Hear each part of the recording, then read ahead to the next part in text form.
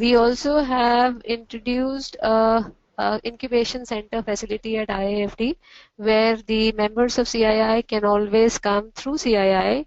You can always request the CII to help you connect with us and take facility of the incubation support, where beyond the sessions, if you really want a hand-holding support to create your business plans, network, market linkages, so this incubation center is working towards giving a hand-holding support to the MSMEs. Now, towards this session that that's a byproduct of these sessions that you would like to join. We also intend to give you soft copies of the sessions that you would be attending as a strong reading material that would go in as a byproduct to this session. And of course, you develop a huge network in licensing, because we're also inviting a lot of government officials into this curriculum, DGFT officials, the speakers from industries who have a hands-on experiences. One of them will introduce, two of them rather will introduce in today's session, that we have industry people who have a hands-on network with the international buyers and also experiences in handling to with these buyers and understand the do's of and don'ts of entering a particular market. So I understand that the participants of this particular program that we're going to run for next 6 months are basically can be categorized into 3 levels. Number 1, they may be startup companies, they may be students, they may be graduates, they may be members of CII, their kids are the next generation. One of the problems that the existing members of CII may probably have, that when their next generation is joining their dad's business, should their business plan make a change? You may be a carpet supplier to a US market for the last 25 years. Now, why do you join such a program? It's simple basic understanding that if my next generation is joining my business, do we need to switch over from the US market, which is a traditional market, to a CIS market or to a Latin American market or to a Korean market? Now, there's a scientific logic that goes behind all such business decisions. So that can be one kind of deliverable to such program. The second kind of participants that we appreciate will be, ma'am, I have a business set up already and I'm doing domestic businesses excellently. Can I take a leap in the international market? There's a huge risk involved. There's a huge access to finance issues that I have. I'm a small guy and I want to grow big. So do you have some kind of a support system from the government that can help me access the finance under the startup scheme, under Exim Bank schemes, under the schemes from the Small Industrial Development Bank of India? What are the basic access to finance issues that I have? So in order to begin with, the anxiety of any startup enterprise dealing in the international market is very simple. आज की तारीख में आप क्या करते होगे? You are, suppose you are a manufacturer and exporter of a ready-made garment. So you need 5 commodities or 5 raw material to manufacture your product. Probably to manufacture a shirt, for instance, let me give an example.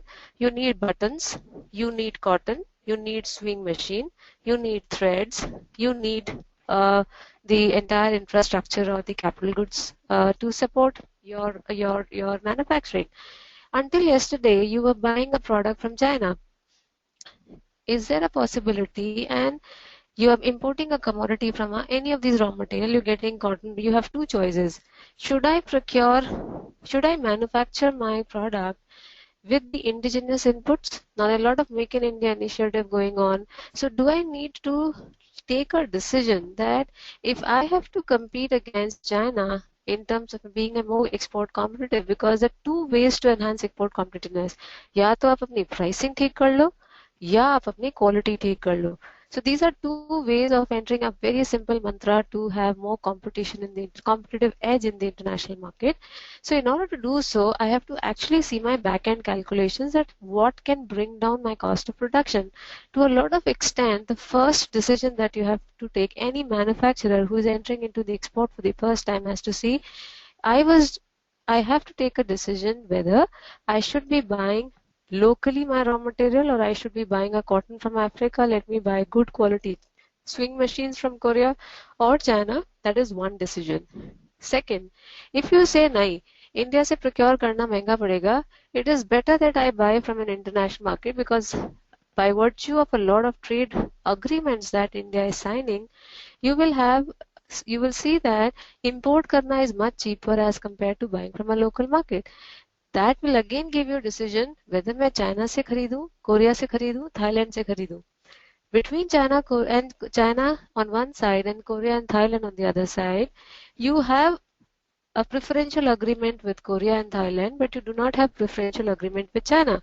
So if you're buying a raw material from China, you will not save on import duty, because you will be buying at a World Trade Organization recognized more manufacture MFN duty rates. But because your government has signed a trade agreement with Korea, they have signed a trade agreement with Thailand, probably the minute you change your procurement decision, that can actually have a huge repercussions on your costings and your final FOB price that you're quoting to your buyer. So the program content is very uniquely designed to cater to where the shoe pinches to an entrepreneur. So first and foremost is what you're taking care you're starting at a first level of your value chain is, let's do your manufacturing correct. Now, the second decision is, I've manufactured my product, I've set my back end is perfect. Now I have a product ready. Should I enter into export market, or should I keep selling in the domestic market? Because a lot of companies who are supplying their products to India, they're basically coming to India because we are a huge market. So when companies come to IIFT Center for MSME Studies with their products, we identify their products, the plethora of products that they dump on us, ma'am, and then we pick up the product and explain them a rational thinking behind why everything that they are manufacturing and selling in the domestic market should not be plunged everything into the export market. ऐसा नहीं है जो आप local market में बेचते हो, next trade fair में सरकार से scheme लिया, trade fair में participate किया, and any market that you go, अब सारा सामान उठा के ले जाओ. It doesn't work like that. So there are very scientific and logical ways and means to understand what you should be selling in the local market and what you should be telling in the international market. Now, the minute I have to change this decision, I need to come to the third point. What is the third point?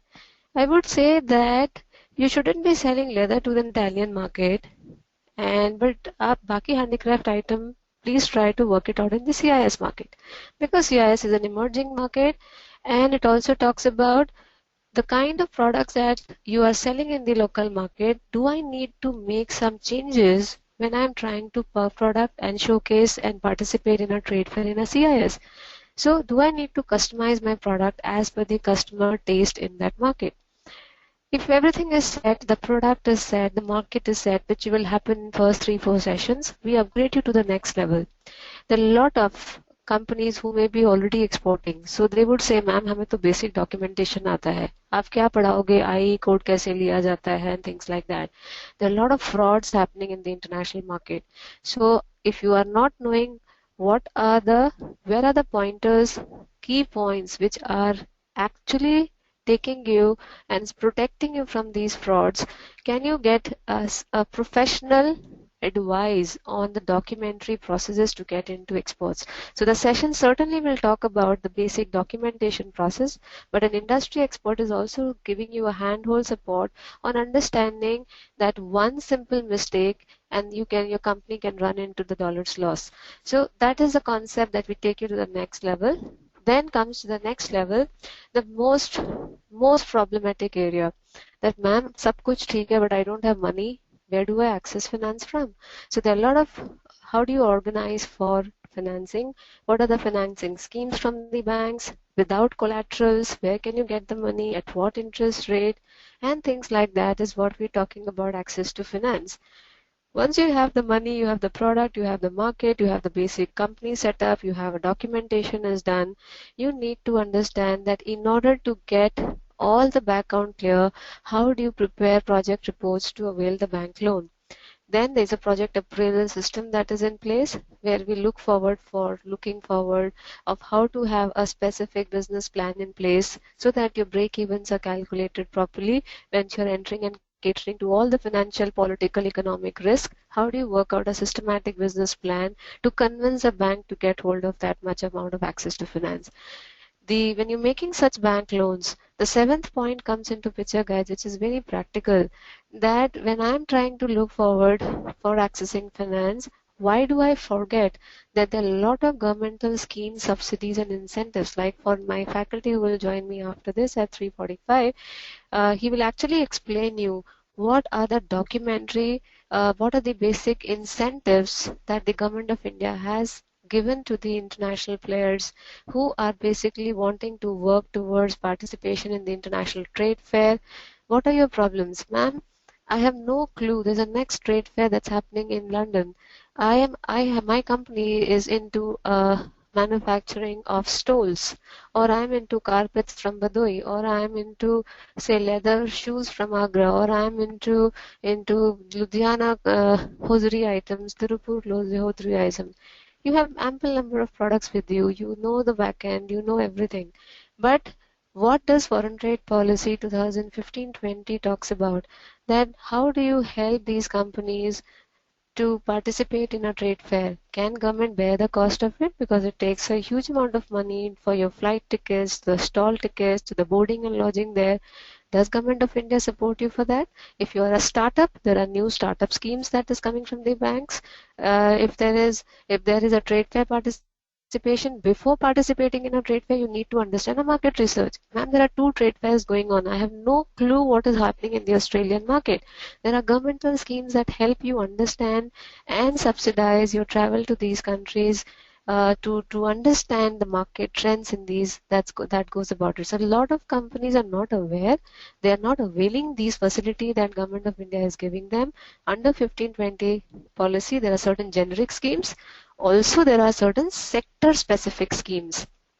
Like you have thrust sectors, you have leather, you have handicrafts, you have IT. A lot of companies who are working in these sector specific things should be aware about what is the policy talking about, and please avail these schemes because these are meant for members like you. And finally, which is the most biggest pain point, is ma'am, sab kuch ho gaya. How do I look for buyers? So there are very scientific ways and means to look for a buyer. आज की तारीख में company क्या करती है? They set up a company, they make their website, they get registered to Alibaba.com or 10 different digital social, they do search engine optimization, digital marketing, blah blah blah, make a Facebook page, फिर भी buyer नहीं आ रहा है. So we will help you understand what do you do so that a buyer run after you and you don't have to run after buyers. So where can you look for these buyers and how a systematic search can be done, and what are the ways and means to look for a buyer? In short, these 8 topics will be covered through those 12 sessions that we are trying to work for you. Then we also, let me give you an example of the session that I would be handling with you. That it is very obvious for a startup entrepreneur or even a person who is wanting to scale up that, ma'am, until yesterday I was supplying my product to the US market. Now, having US face a recession market takes an example of a gems and jewelry exporter. Hyderabad se itna imitation jewelry, pearls for going to the US market. Suddenly the market demand dropped. Now where do I go? Should I take a clue to a Chinese market, or should I be looking for, India has just entered into an ASEAN agreement, not just entered, rather look east policy and then Ganga Mekong project. Should I be entering into the Southeast Asian market or a Japanese market? ऐसा नहीं होना चाहिए that you made a website. If a Japanese market is giving you an order, you start following that buyer. If suddenly tomorrow a Thai buyer is giving you an order, please don't stop that. But that is not the exact way of entering a market with your product.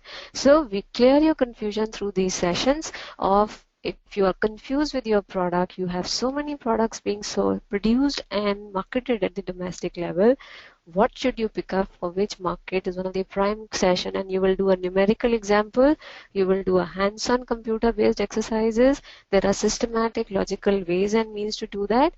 You will prepare in these sessions. By the end of 12 sessions, your 6 questions will be answered. Why should I export? What should I export? Where should I export? When should I export? How and at what price should I be exporting? If these questions are answered, half of your job is done. Even at any level. You are a first time buyer, seller, you're already into export market, want to enter a newer market, and let us see when I switch over and do this exercise, I have 4 possibilities. What are these 4 possibilities? I am a supplier, as I said, of carpets to the US market. I may continue to do that.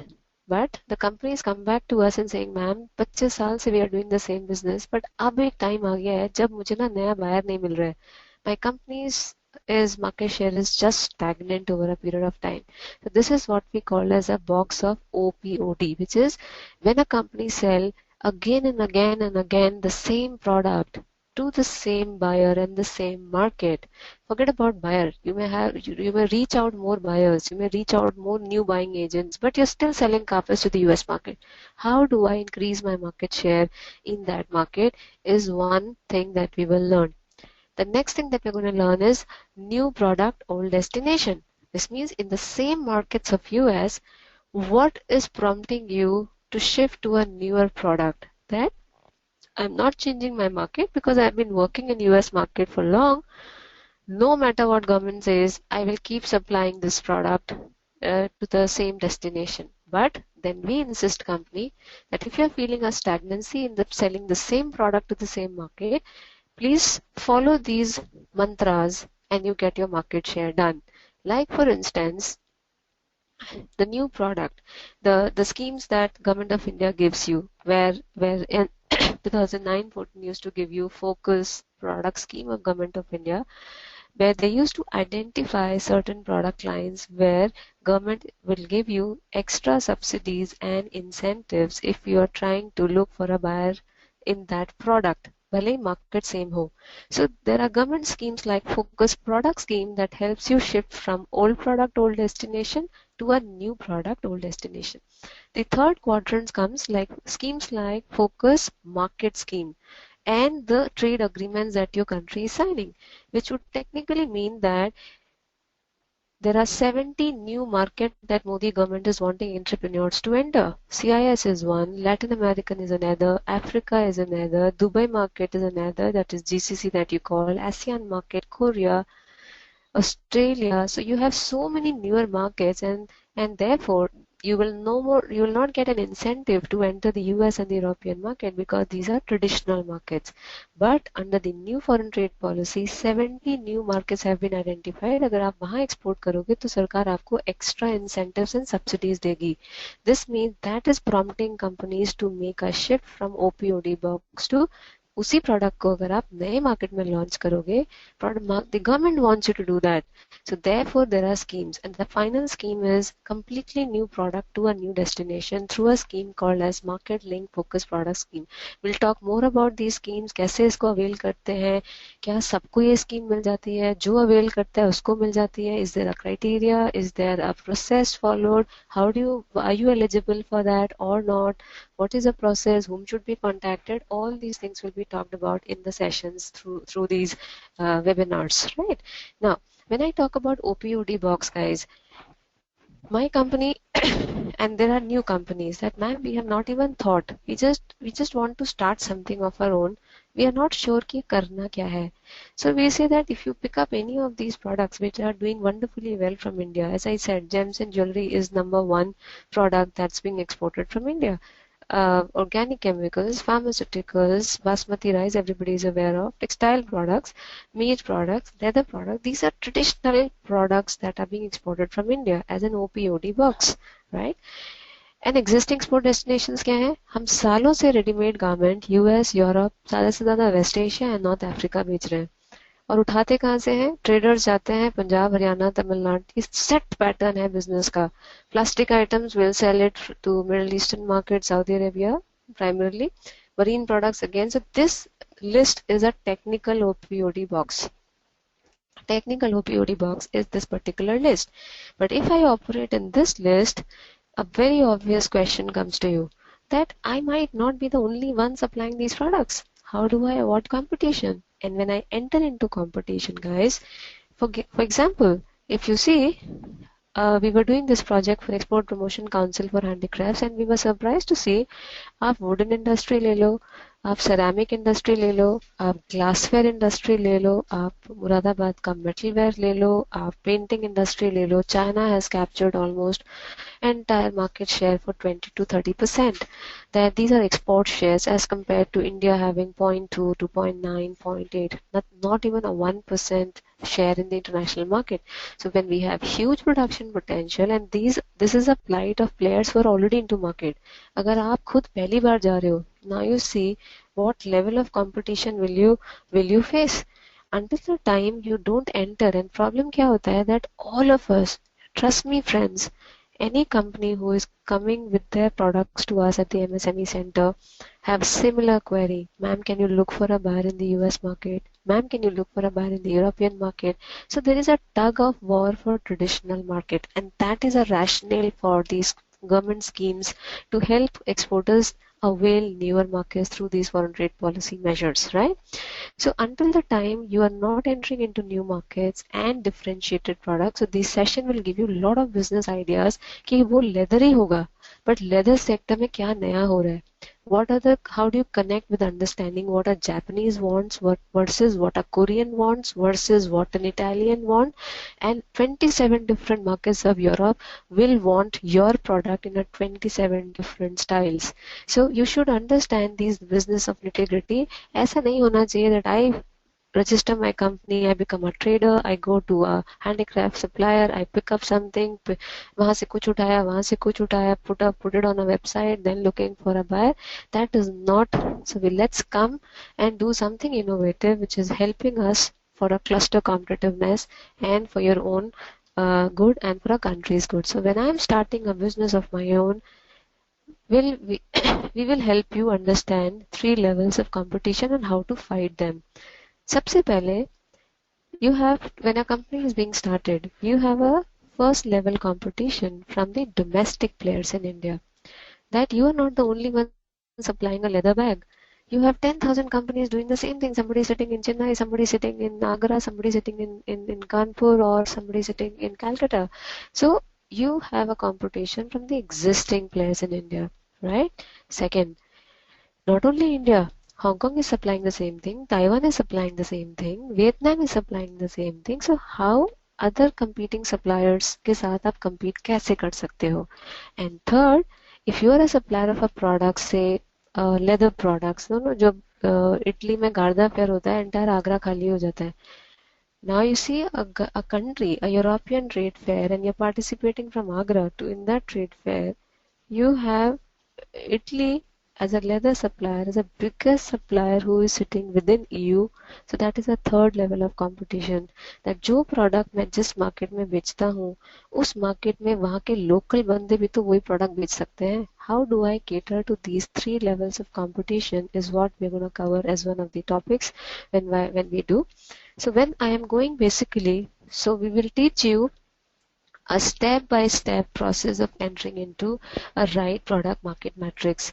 That how do you identify the HS code of your product? Now जो लोग already export business में हैं, they will say, ma'am, HS code identify करना तो बहुत simple है. You go to the website, you get your 6-digit code, but we'll tell you something more beyond that. That HS code is just not the number, it can make or break your deal. It helps you understand the buyer's mind. So that is what is very, very important, that your export managers or your freight forwarders should not be using HS code for the purpose of documentation, but it is helping you to expand your share in the OPOD box that we have just learned. So we help you understand a step-by-step process of entering into a right market and a right product. Who is your competitor in that market? Are you surviving in that market? Do you have competitive advantage against your L2 and L3 player in that market? What is the Nairobi negotiation of the government of India talking about? उससे Indian player को क्या फायदा हो सकता है? What are the duty rates existing across? We'll share a lot of websites and online tools that are available free of cost, and people are not aware कि घर बैठ के desktop पे I have 200 markets, import duty, regulations in that market, all available. So the entire business plan will talk about the basic steps of understanding who will buy my product. Is the demand increasing in that market? Who are my competitors in that market? मुझे क्या import duty लग रही है? Do I need to change a product to send in the market to save some kind of a duty? मेरे competitor को क्या duty लग रहा है? And finally, which is very important that we have one separate session of 1.5 hours, is understanding the import regulations in that market. So no matter, I'll give you an example of a company that got failed. They beautifully understood a Korean market. They were a grounded supplying company to the Korean market. They they were traders basically from Gujarat, and when Indo-Korea trade agreement was signed, they actually went to participate in a trade fair. Beautiful procurement was set, domestic supply chain was set, there were good traders available, aware about the entire thing. What they missed doing that, they got a buyer also from a trade fair. But when they came back and when they were preparing to finally cater to the requirement of that buyer, they were zapped. There were almost 15 different kind of certifications required to enter in the Korean market, which was costing them some 10 lakh rupees, which was not affordable to them. So वो 2.5 लाख बर्बाद किया ना जो trade fair में लेकर गए. So I have to be very particular about doing my homework well. What are the compliances in that market? We will help you understand 200 markets में क्या मेरे product से related क्या import regulations चल रहे हैं, and that completes the entire circle. Your CA may be expert in documentation. Your market research team may be expert in understanding all the access to finance. Ma'am मुझे पैसे की जरूरत नहीं है. मैम logistics मेरा set है. Companies who are almost 25-30 years old in the business have actually achieved a lot through these small business tips that we were intending to give through these webinar series. So I have another faculty who is with me, who will take the discussions forward. Let me introduce him. Let me introduce Professor MP Singh. He is with IAFT for almost 10 years now, and he is an encyclopedia, rather to say. And so we have 3 Singhs in this curriculum. We have Professor MP Singh, and then the session will be followed by Professor Rajat Pal Singh. Professor MP Singh, as I said, is an expert in trade documentation, in trade finance, you name it, and he is an expert on any topic related to international business. He runs his own consultancy firm. So in case you have any suggestions or any concern after his session, you can always connect to MR Consultancy as well. So he will be more than happy. He will share about those consultancy. You can come back to IFT or connect with him directly. So he has all kind of expertise in handling your logistics issues, documentation, finance issues, market issues, everything. And then this will again come back and introduce Professor Rajat Pal Singh, who will be joining around 4:15 to explain what he will be handling in his session, which will be about doing business, primarily expanding your business across 27 different markets of Europe, where he's widely connected and having a good market integration, and how do you customize your product and do a right market segmentation. I'll talk about his session after we finish Professor MP Singh's session. So I'm giving over to Professor MP Singh. Thank you.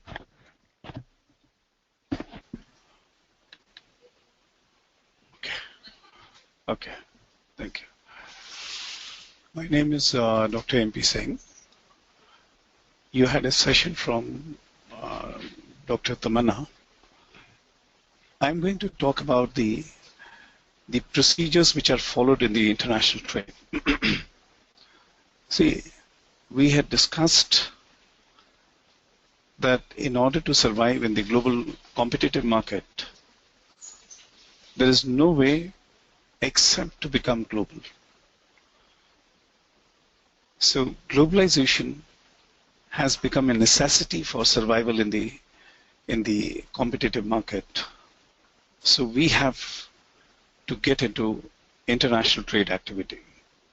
International trade not only involves exports, but involves imports as well. Because to survive or make a competitive product, we must understand today, because China has capacity to produce quality product, and it supplies at very, very competitive price. Learning from Chinese experience, we have also introduced these systems in our country whereby the Indian exporters are allowed to import the technology, the machines, and the raw material from the global markets without payment of custom duty and without paying the taxes. It will improve the quality of Indian product. These goods are being allowed so that government wants you to improve your quality. We'll be talking about them in the Foreign Trade Policy, Chapter 4, Chapter 5, whereby the government gives you facilities to import the machines which may be used at the pre-production, production or post-production stage without payment of custom duty. But whenever the government gives you any concession, it attaches obligation with it. Normally, a question is being asked by the exporters that what if I have imported the machines or imported the raw material and I'm not able to achieve the export obligations? We discuss the practical cases because we have handled. I run a consultancy firm as well, and normally we come across such situations whereby the exporters who are not able to achieve the targets or not able to meet the requirements or deadlines, their cases are being taken up with the ministry, with the customs. So government's policies are very liberal. Gone are the days when it used to be Danda Raj, where the government used to dictate terms or ministries used to dictate terms. Now the policy is very flexible.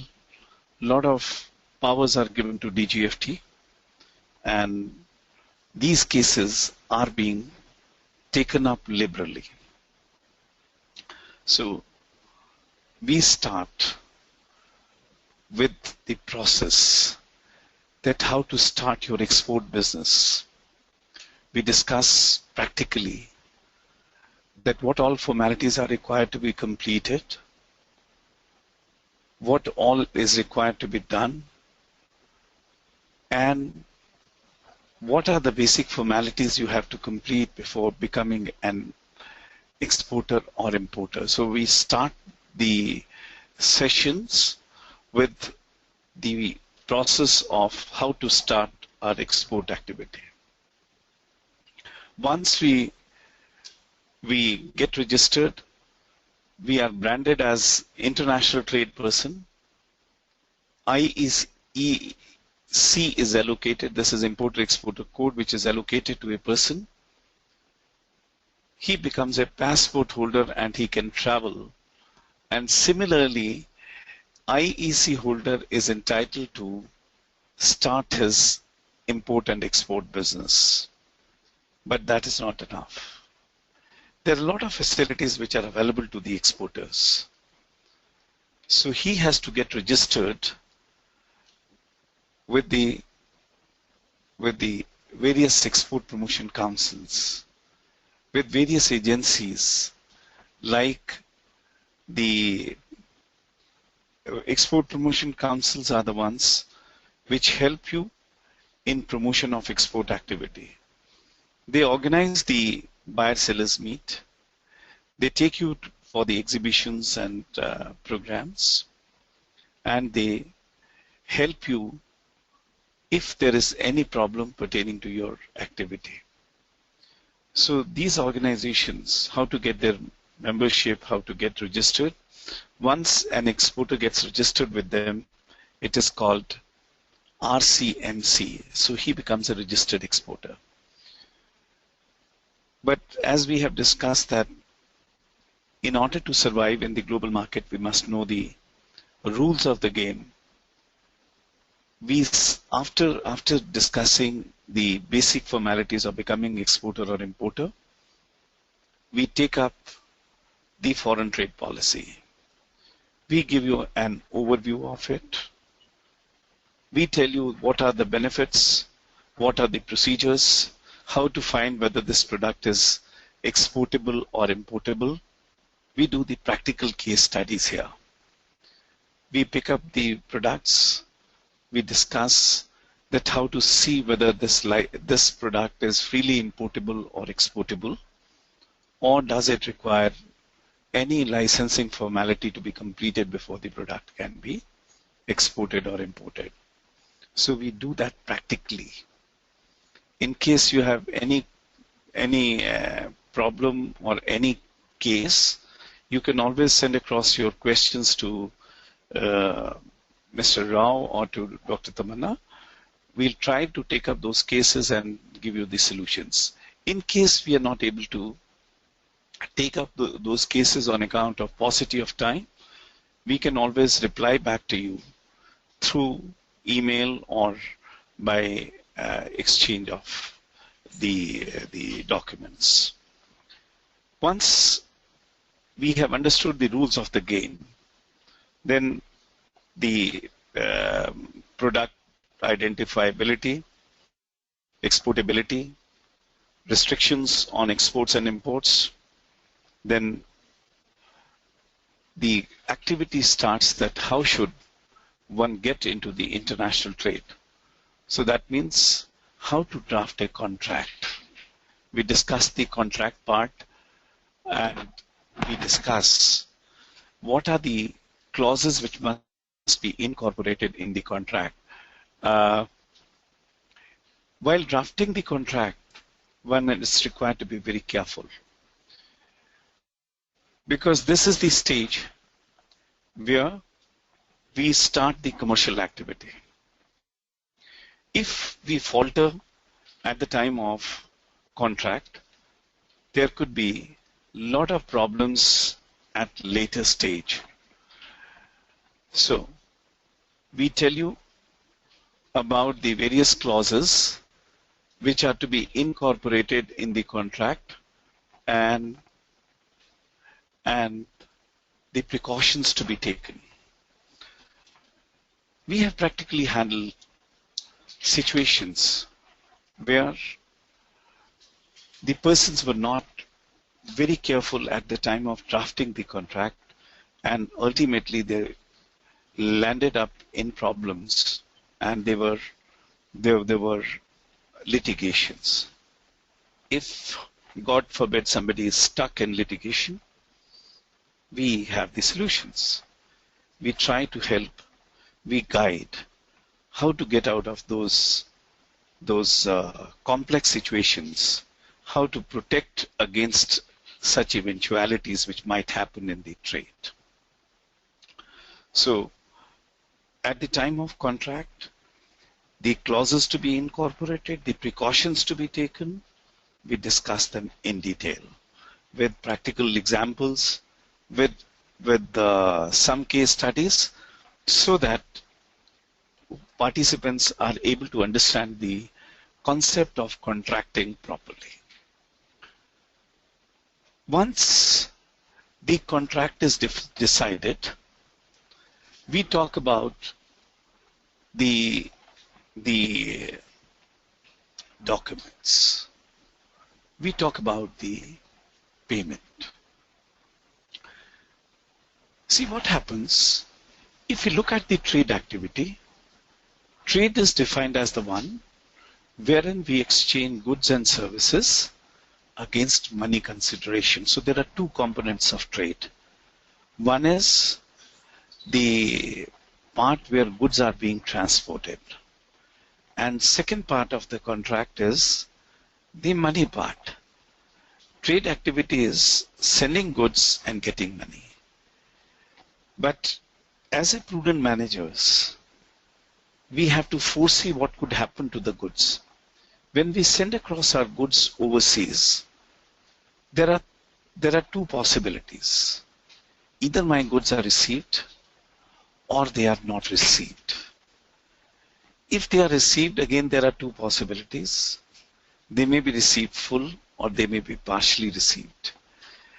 They may be received full. Again, there are two possibilities, whether they are received in time or they are delayed. Or when they are received in time, again, there are two possibilities, that they may be received in usable form or they are damaged. So, dear participants, we talk about the risk management here. We talk about how to secure our risk pertaining to the physical state of goods. When we transfer the goods, they might be damaged, they might be partially delivered, they might be completely lost, or they are received in damaged condition.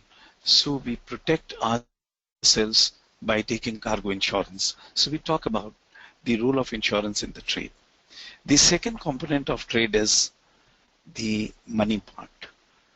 There are possibilities that money is received, not received, maybe partially received, maybe delayed. To overcome all these problems, there are certain methods of payment used in the trade. We talk about various methods because success in trade lies in ensuring our payments. We discuss what are the various methods of payment used in the international trade, but amongst all these methods, one of the common method which is used in the trade is letter of credit, LCs. LC is considered to be a kind of guarantee.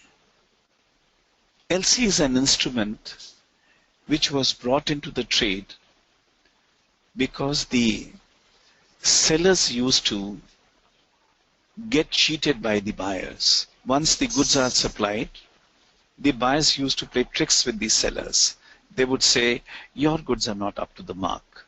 Or if the market falls, they would try to find reasons to wriggle out of their obligation. To overcome this problem, International Chamber of Commerce had made an instrument which is called letter of credit. LC is actually, if you analyze it, it is a commitment by the buyer's bank on behalf of buyer to the seller that he would pay if the documents are in order. LC doesn't talk of goods. LC only talks of documents. As long as you tender the documents in conformity with the terms of credit, your payment is safe. But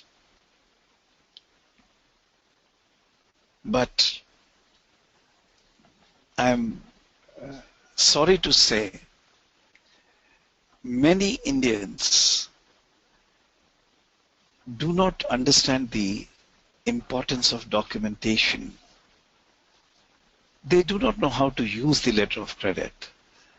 So what happens when they prepare the documents under letter of credit, they mess up everything.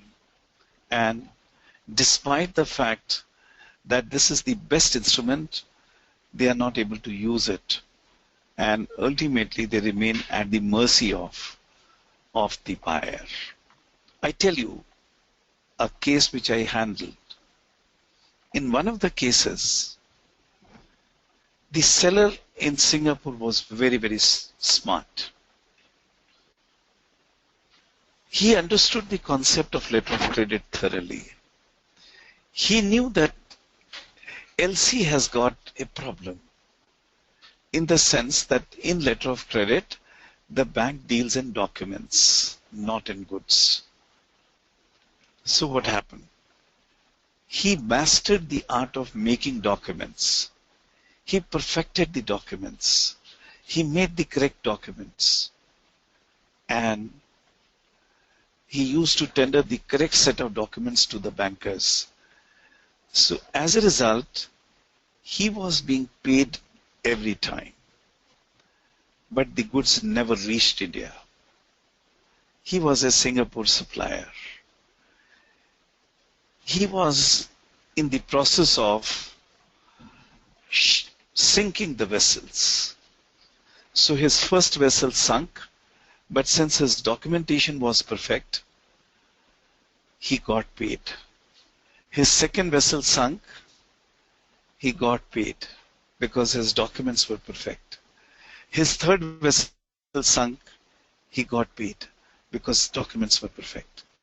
When he sent the fourth consignment, he was caught and the fraud was unearthed. I'm not trying to warn you. I'm not trying to create a kind of panic for you that letter of credit is a dangerous instrument. I am saying how safe it is for the seller to get paid by tendering the right set of documents, because in all these three ship sinkings, this man had prepared the right set of documents. He did not supply a grain of product, but since his documentation was so perfect, every time he used to get paid. The matter went to House of Lords, London. The government of India pleaded in the House of Lords that this man has done fraud with the Indian importers. His money should be stopped. But House of Lords said no way, because if we stop his payment, it will give a strong signal to the world that in exports or in international trade, people open credits with an intention to cheat the sellers. That is a very strong message which has gone to the world.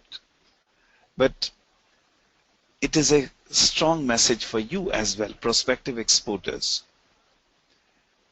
The strong message is that you cannot be liberal or you cannot be casual on the documentation.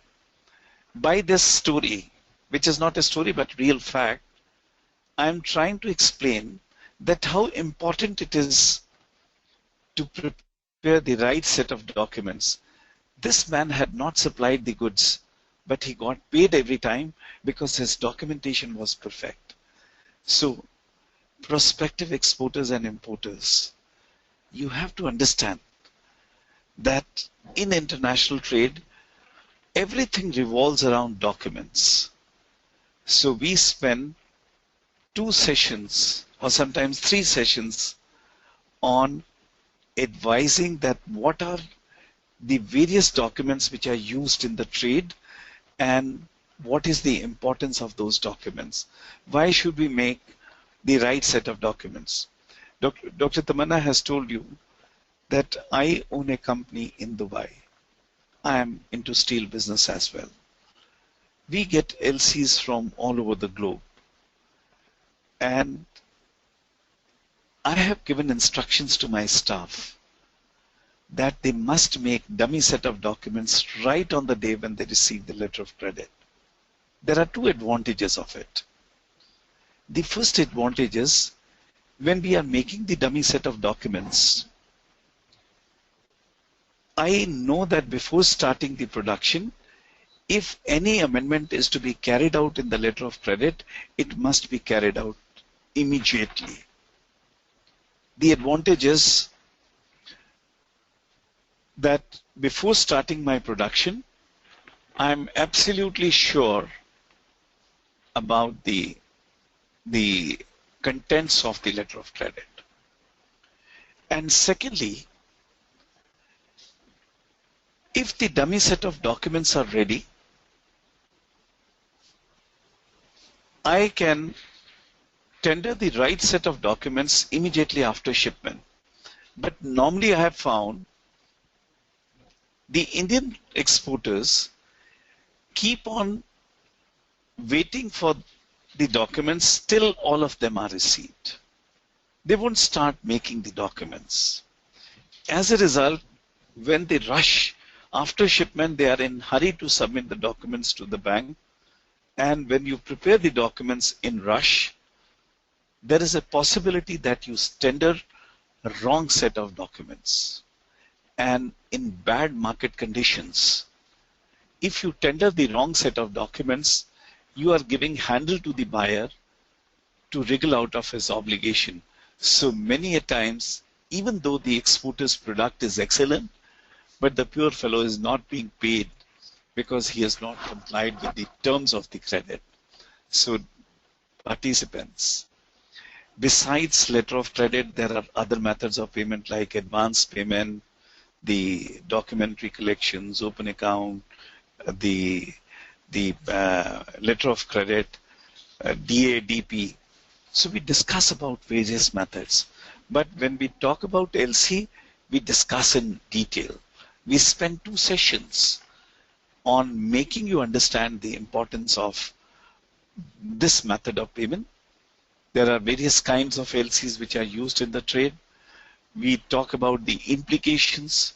We talk about the possible mistakes that normally the exporters do. And then we give you suggestions how to protect your money against such eventualities. So one of the method I have already told you, that don't wait for the last day to come and prepare the documents on the last days. Start making the documents right from the time you receive the credit. We'll help you how to make the right set of documents. Now, next is, what are these documents? We have been talking about documents. So in international trade, the documents can be broadly classified in 2 categories: the commercial documents and the regulatory documents. Commercial documents are the ones which are used for commercial settlement. Some of them are sent to the buyer, some are kept in the seller's country. So what are those documents? What is their importance? How to prepare the right set of documents? How to get the best deals out of these documents? If my documentation is perfect, I'm sure of getting my payments. So we talk about the role of documents in the trade. We talk about the commercial documents. We talk about regulatory documents. Regulatory are the kind of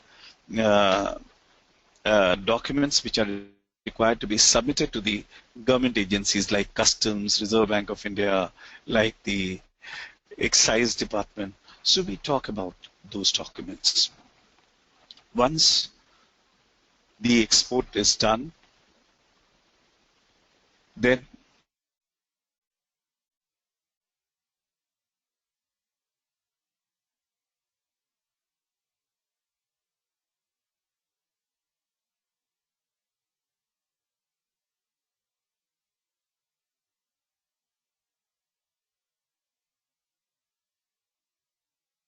okay. Audio.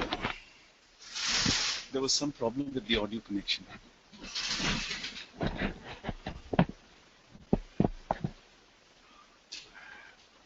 Am I audible now?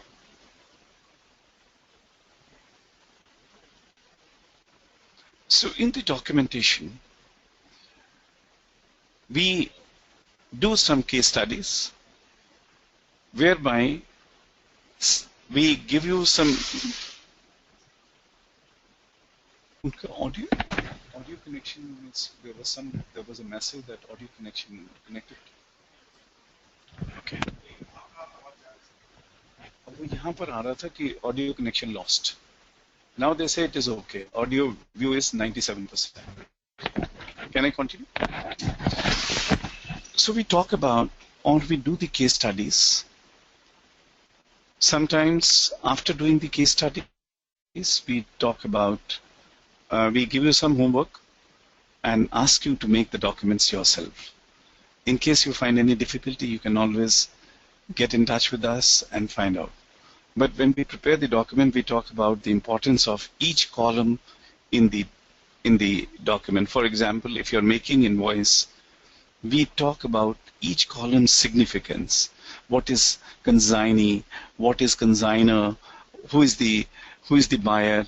Why should we not have the consignee as buyer? So we talk about those implications as well. Normally we say the purpose of documentation is to secure the payment. So we always suggest that don't consign goods to buyer. They should always be sent to the buyer's bank. We'll talk about those precautions which are to be taken when the documents are to be prepared. Next is, once the documents are sent or goods are sent, what are the obligations of exporter towards the government or the government agencies like Reserve Bank of India, Customs, the Excise Department, DGFT, etc. So all those documents which are required to be furnished to various government agencies are known as regulatory documents. How to dispose of those documents, where to submit those documents, how to get the incentives, because export is all about getting the best results, getting the best possible payments. So we talk about the various agencies which are involved and whom the exporter is required to get connected after sending the goods. But God forbid if somebody is stuck, his payment is not forthcoming. One should not worry. There are remedies available. So, how to get paid in the situations when the buyer refuses to pay? This is called credit risk or monetary risk. I said trade activity is basically the one where we exchange goods or services against money consideration. If my goods are physically lost, I said we have remedy that we can cover it through cargo insurance. If my buyer defaults, second component of trade is payment. If my buyer defaults or his intentions go bad or the country to which we have supplied goods is in bad relations with India, there is political problem with the country to which the goods are being supplied and the exporter's money gets stuck, the exporters should not worry. There are remedies available and this is being done by credit risk insurance.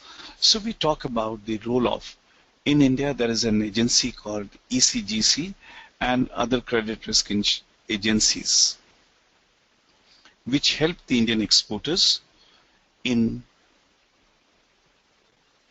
paying 90 to 95% of the amount if the payment is not made by the buyer on account of commercial reasons or political reason. I always suggest that why should one not get into export when you are being guaranteed 90 to 95% of your risk, you are being compensated by various agencies. There is no reason for you not to get into export trade. So export is something where the government wants to help the exporters by providing them covers in the physical state losses or in the commercial losses on account of monetary defaults by the buyers. Then next is no commercial activity can be completed without financial assistance. And in the export trade, the government has given single line directive to the banks that exporter has got this order after a stiff competition. His effort should not go waste. He should be properly provided with the finances. So single line directive is issued by the government that no export effort should be wasted for want of funds. And in order to encourage the bankers to give liberal money to the exporter, Export Credit Guarantee Corporation, credit risk insurance company, provides guarantees to the bank. The guarantees are that exporter may not be able to offer them good amount of security, and any person who doesn't offer good security, the banks are reluctant to give him money. So ECGC provides guarantees to the bank that if the exporter defaults, the and the bank has not kept any security for giving liberal finance to the export activity, the corporation, ECGC, Export Credit Guarantee Corporation, will compensate the bankers so that they are not reluctant in extending liberal credit for exports. In exports, the financing is made available to you at the pre as well as post-shipment stage. Pre-shipment financing is for procurement of material and bringing it up to the packing stage, and thereafter shipping the goods. And after shipment, if any part is required to be released, it is called post-shipment financing. So export financing can be studied under two heads. In at the pre-shipment stage, that is for procurement, process, packing, and transportation. And after shipment, if any finance is to be released, it is called post-shipment. But generally at the pre-shipment stage, the bank doesn't give you 100% amount. It keeps certain margin to retain the interest of the exporter. So we talk about various financial assistances which are being extended to the exporter at the pre as well as post-shipment stage. Then export financing is the cheapest finance. The government gives you subvention for most of the products you export from the country. This subvention is about 3%, but in no way it should be less than 7% amount. So if base rate of the bank is 10%, 3% is subsidy, so effective rate of interest works out to be 7%, which is the cheapest finance available in the country. Then this finance is also available in foreign currency. The idea is when you borrow this money in dollars, your cost is linked to LIBOR. LIBOR is about 0.5%. So 0.5% plus arranger's fees works out to be about 2.5% or 3.5% against normal financial cost of 7 to 10%. Your cost has come down to about 2.5%. So people we ask them to go for foreign currency loans. Then for imports also, the import transactions are being discussed because export activity is not complete unless you understand the imports, as I said in the beginning. So we talk about import financing as well. We talk about the general guidelines of imports. What are the various methods by which the import financing can be done? And we talk about various suppliers and buyers credits. If you want to set up your unit, you need long-term financial assistance. There are finances available to you at international rates which are much lower than the rates you would have paid in rupees. These are known as external commercial borrowings. Similarly, we talk about the refinance facilities to get the finance from the agencies at much low rate of interest.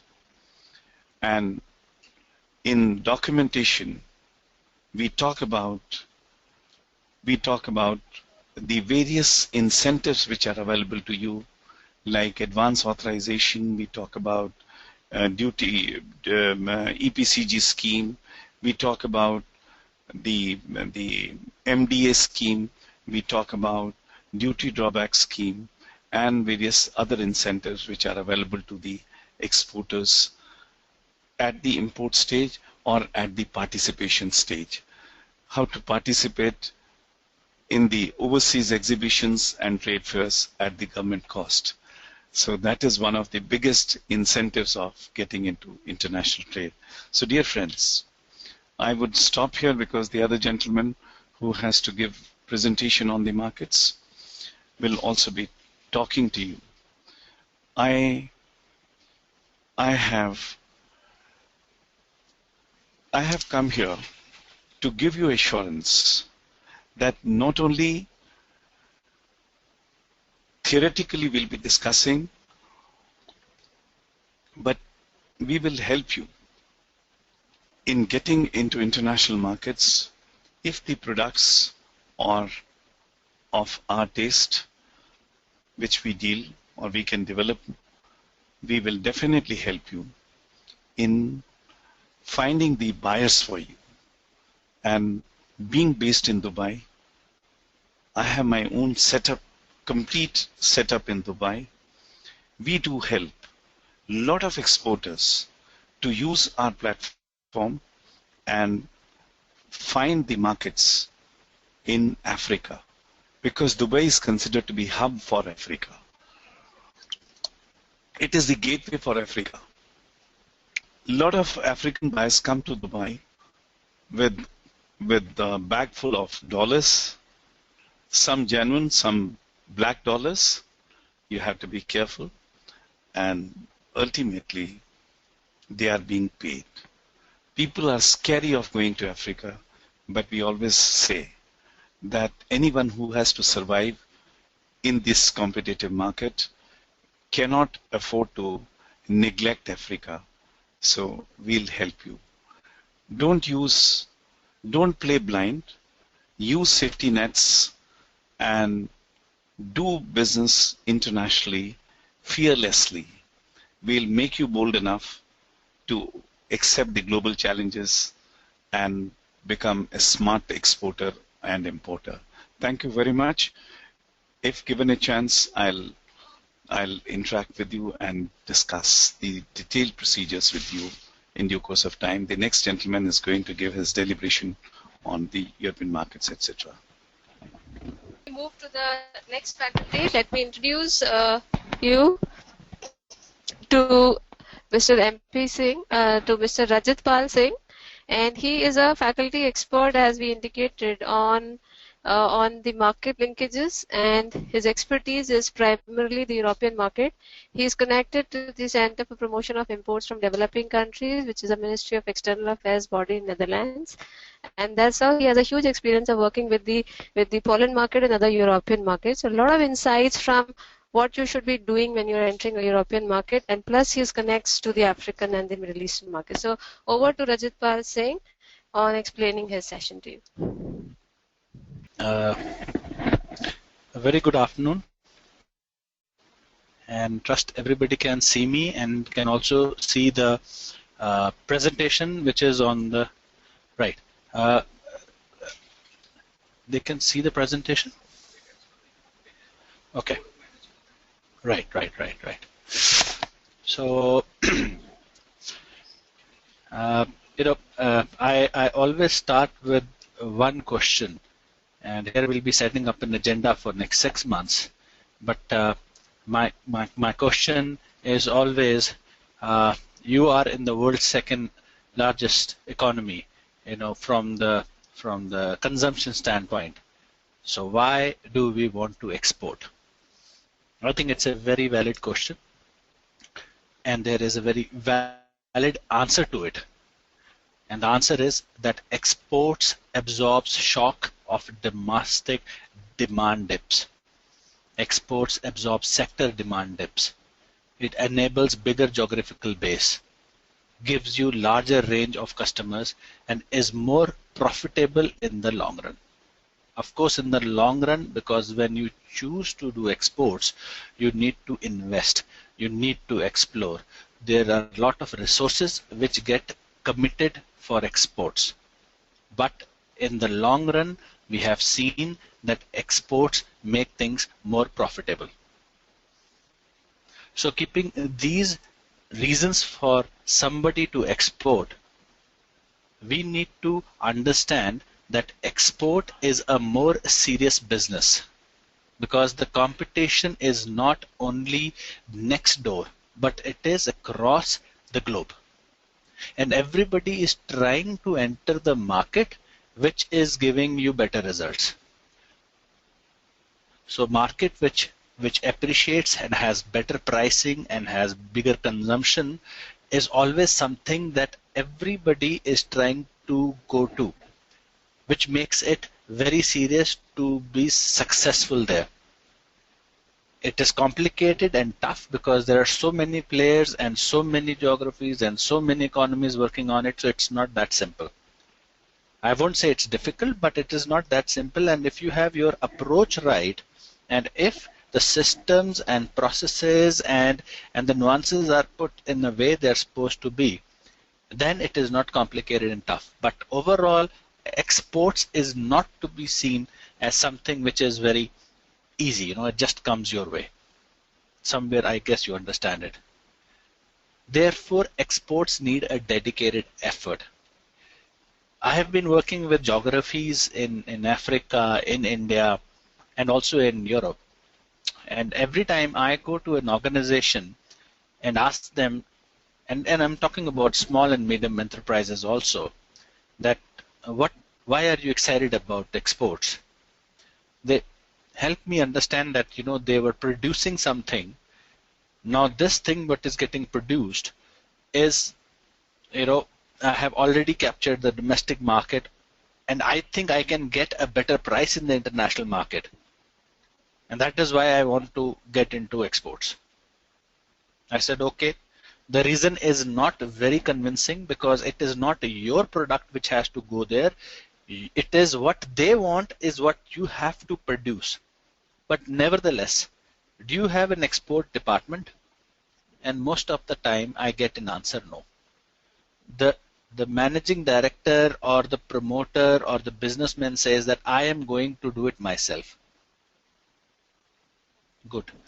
But somewhere the organization or the company which is getting into exports needs to understand that you need dedicated person and resource to make it happen.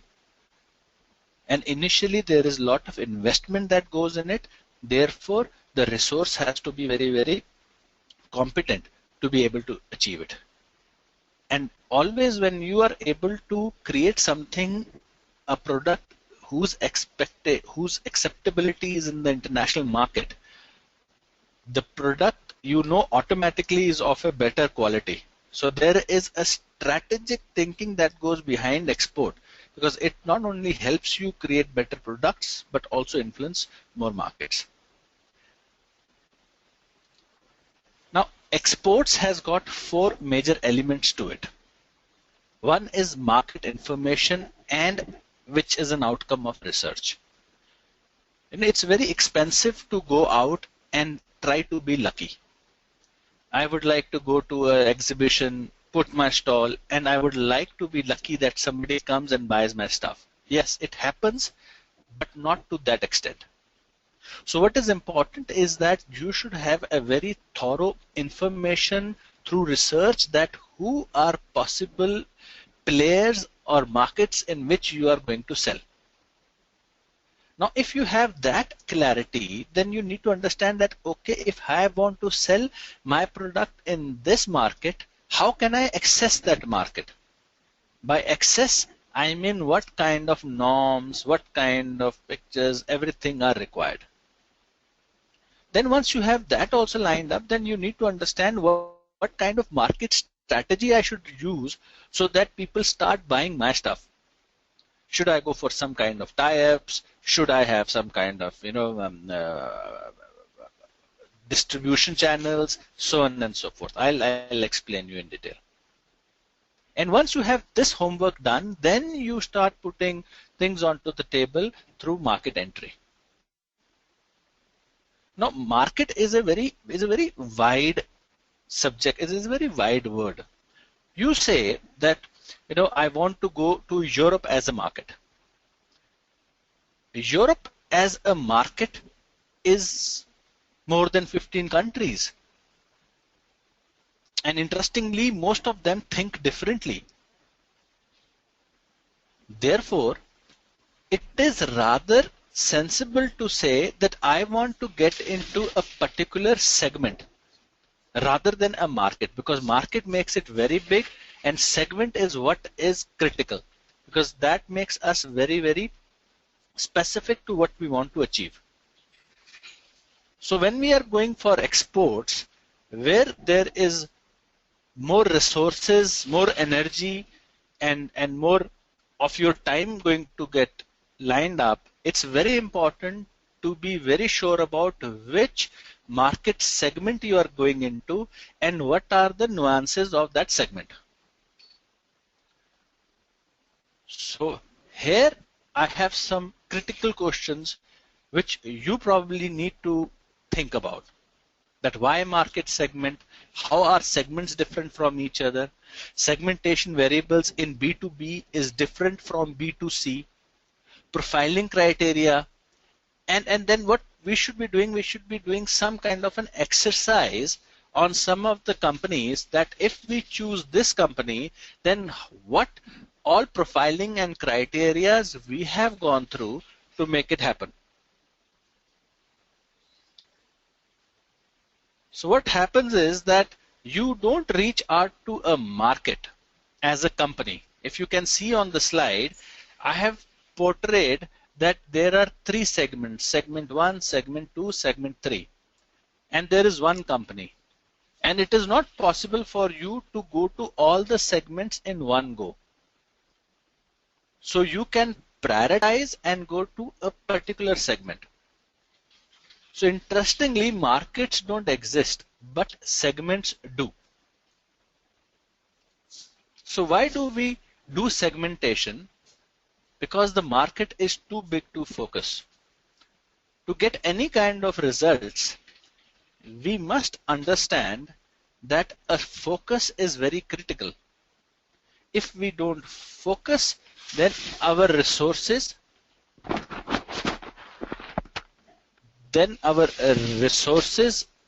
are all over the place, and if we don't get results, then we get frustration. So, you know, there is something called cluster bombing, that you bomb everything under the carpet, but you should have that, which is lot of resources, lot of money, or you should be doing very targeted attack, that this is particular market. In this market there is this segment, in this segment these are the people who would like to buy my product, I must reach them and explore from them. When you do a homework like that, then your chances of being successful in exports go to the next level, because resources are always limited. You want to find what is the customer looking for. You want to be in a market which doesn't give you result once, but gives results again and again. So we call it a sustainable market share. And interestingly, you want to do business with friends in overseas, people who you can trust. So I will quickly take you through an approach to segmentation, because what will this do is, it will give you an idea about in next 6 months how I am going to, through examples, help you understand that how to get that focus.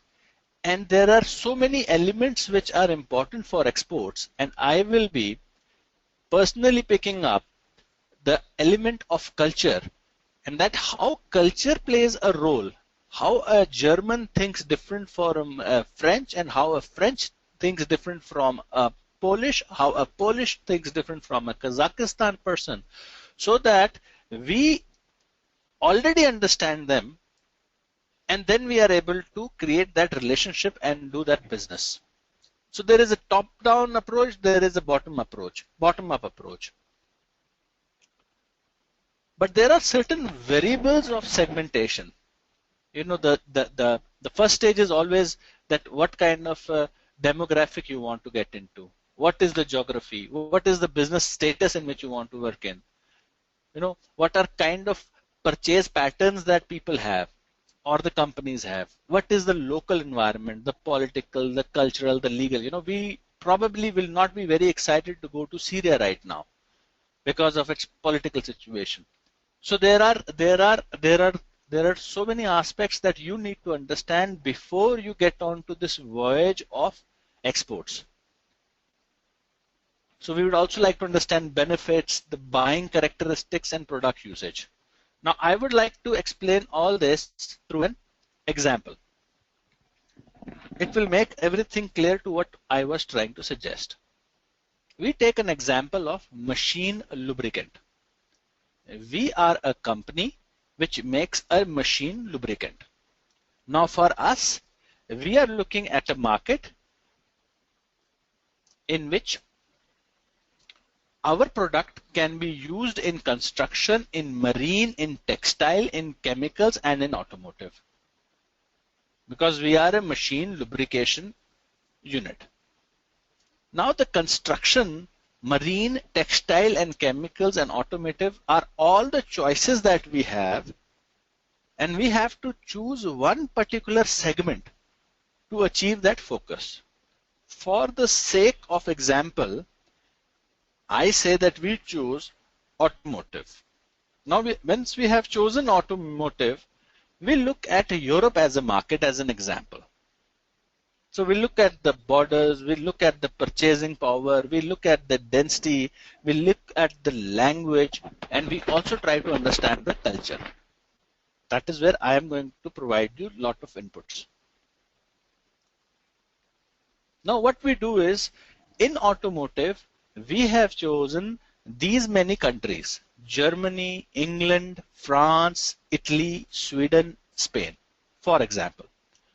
You know, we are all about the choices that we make. So here we have a choice again. First we had a choice of so many industries, and we would like to get into a particular industry. Probably because of our past experience, probably we know people in that industry, in that. Brilliant. Now again, we come to the conclusion that now if we want to enter into Europe, there are these many countries and we cannot enter into all the companies in one go. So probably we need to again figure out which country we would like to go. Let's say we select Italy. For some reason, I have a cousin there, or I have a friend there, or I was introduced in some exhibition there. I'm comfortable with Italy. So once we have selected a country, now what has happened is, now we are no more working on market, we are working on a segment. Our machine lube is to be exported in Europe. Within Europe, there are so many countries. Within countries, we are pinpointing it to a country, which is Italy. Now, once we have decided that we want to go for Italian automotive segment, then what will be our next homework? As I said, exports is a lot about your homework, your preparation, and your ability to understand the segment you want to get into. Now, moment I am clear about that I want to go to Italy, the first thing I need to check is that what are the norms and standards and regulations required for Italian market. So ISO 14000, certifications, approvals, social aspects, guarantees. I will go through all of them.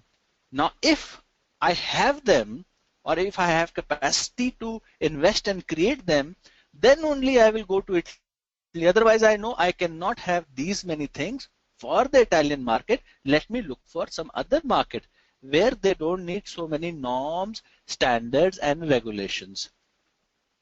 Now that is the advantage of doing your homework when you are planning to export to a country, because the moment you have decided on the country, you please go through all that is required for accessing that market in that country. Good. So now what we have done is, for example, we're playing an example here that all these norms are with me. So as a company, I have all the norms, standards, and regulations to be able to get my product into the Italian market. So now I have another question in my mind, which is, do I want to go to OEM market or aftermarket? So again, I do my value proposition, I keep on understanding, and I somewhere understand that I want to go to OEM market. Now you see, we started from exporting our lubricant into Europe. And with our homework and research and information, we have now come down to pinpoint OEM market in Italy, which means that now I can go to organizations like CII, I can go to organizations like IFT and government and help that I need to be established in this market. How can you help me in that? I will try to understand all the norms and everything to make it sure that I can get into this market. So the point I am making here is, as an example, is that exports has a lot to do with what you do as a homework to come to a conclusion which segment you want to get into. So if somebody suggests you, I have a hold in Europe or I am active in European market, I think you should pen him down on understanding which country in Europe, which segment in Europe, in that country, and what exactly are the customers that are buying your product. Same applies for Africa, same applies for US, same applies for the Southern America. So what we have is some very important questions which come out of this little example, that we should always try to achieve our exports to segments which are quantifiable, which can we understand. Rather than going and trying to be lucky, we should be absolutely understanding what we are entering into. And anything that we want to enter into, the size of that market should be justifiable. We work so hard and then our product reaches there and we realize that within 3 years, nobody needs our product. So it's very important to understand the size of the market we are getting into. And we need to understand the channels through which we want to get into the market. Do we need a distribution network? Do we need somebody who can directly buy? Do we need a retailer? So on and so forth. And what we are getting into is really different. And is it accessible? By accessible, I always mean that the norm, standard, the legal part of it is in our control or not. Because we don't want to create everything and then get stuck around that.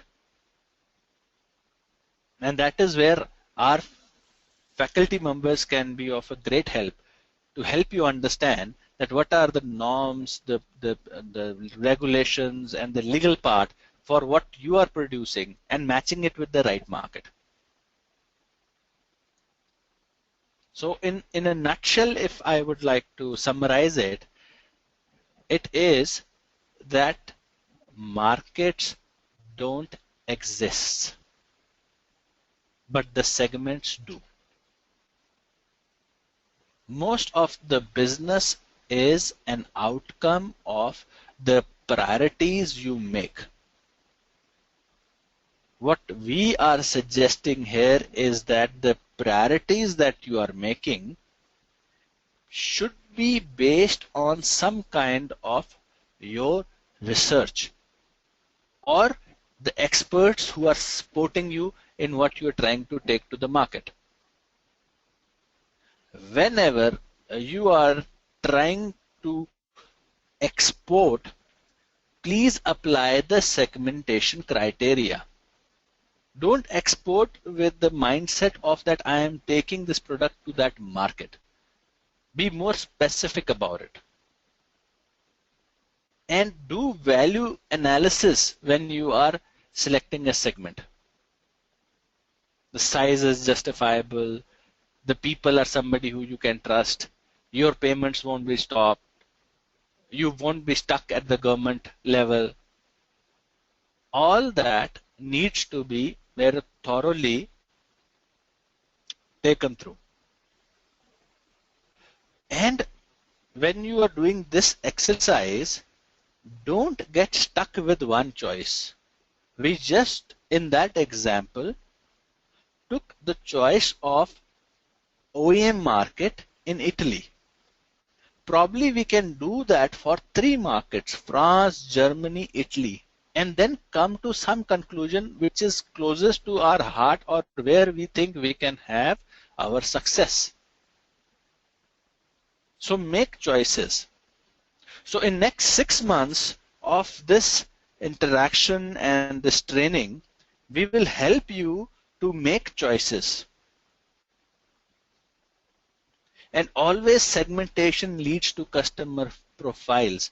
You need to understand what your customer wants. I have a lot of examples in my career where somebody was very keen on exporting, which he could not sell in the domestic market. See, I am making this product, 100 of them. Now all my clients, they don't need more, but I have a capacity to create more. So why don't I sell it in international market? That is a trap. When you have a product which you think is able to, is already creating the value in the domestic market, please take that product to the international market and showcase to them that this is what we could create for the domestic market. Help us understand what do you need so that we can create a product for you. So when you already have a product which has proved itself in the domestic market, or you have a product which is not in the domestic market but you know you can prove yourself with that product, the wisest thing to do is always ask your customer what they want and give them a confidence that if we can produce this, then we can produce that also. So the international market will not only be excited about the product, but also your capability in producing that product. Therefore, when we are doing our segmentation and when we are working on our product, we need to make sure that the customer profile is very clearly created and that we also have customer values which are being met by that product.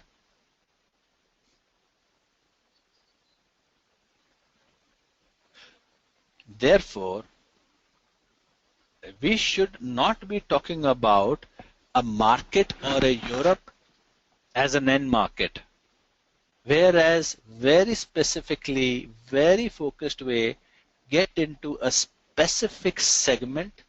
Once we have shortlisted that segment, we should understand the customer, its need. We should showcase that our capabilities of being able to do business, being able to produce, and then ask that what can we do for you? Since you are producing something which is in line with what they need, the possibility of business goes to the next level. And as I said, there is no shortcut in exports. It's a very demanding market because there are a lot of international players which are also eyeing the same market. And you would not like to go a market which is not very good with the returns, which doesn't have a big market share. Now, what I will be doing, the way I have explained you a little bit about how the segmentation, and now you can understand there are so many nuances that goes inside the segmentation, which we will be helping you understand. What I will be personally helping you understand is that once you have decided that I want to do business in this country, then I will help you understand that what are the cultural nuances of that country.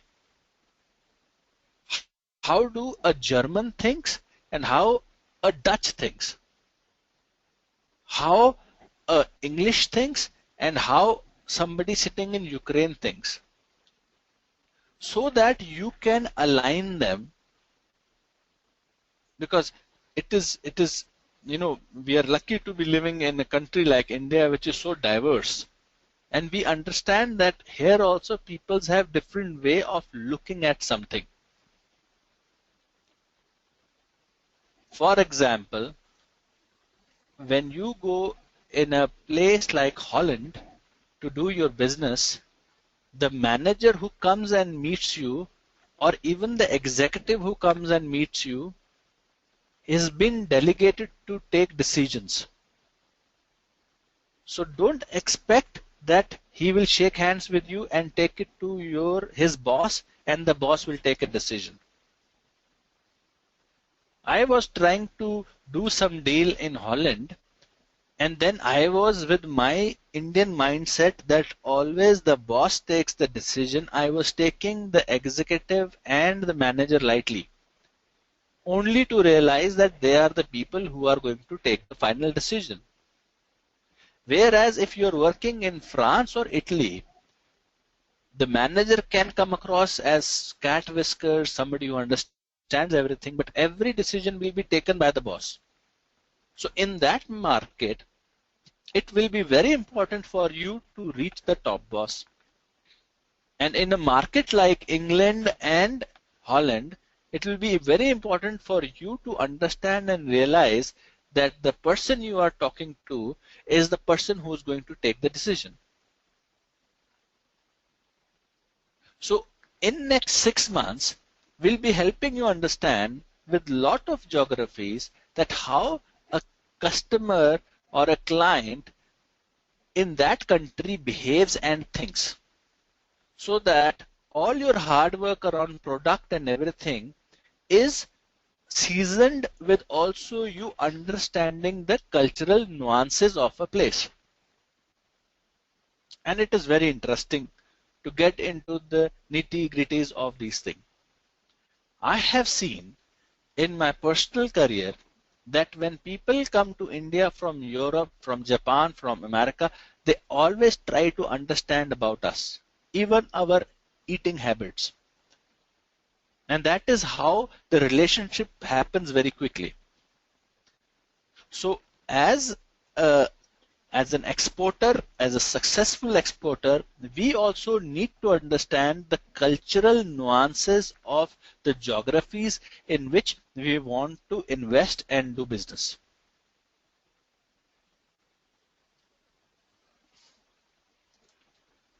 Therefore, the next 6 months, Rajat Pal Singh as the faculty, I will be helping you understand the cultural differences and its implications on exports.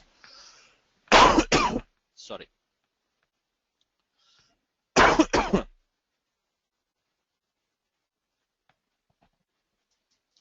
So what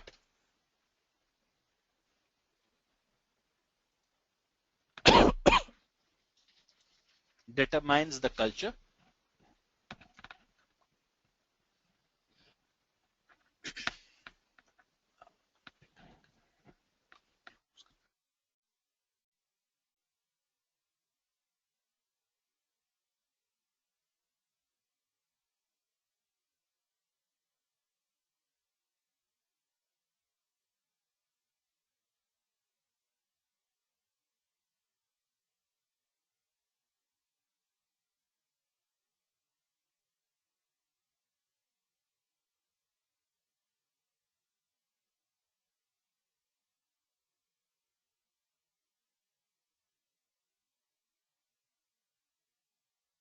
Restored. Okay. Sorry for this. There seemed to be a glitch. So I was seeing a red line on my computer. So for next 6 months, we should be working on what determines the culture and examples of influence on culture on business. So similarly, the way we went about the segmentation and the lubrication market, we will be helping you understand different markets and segments in Europe and Africa, and very closely working on the cultural impacts on business and how we can have a more influencing relationship in these countries.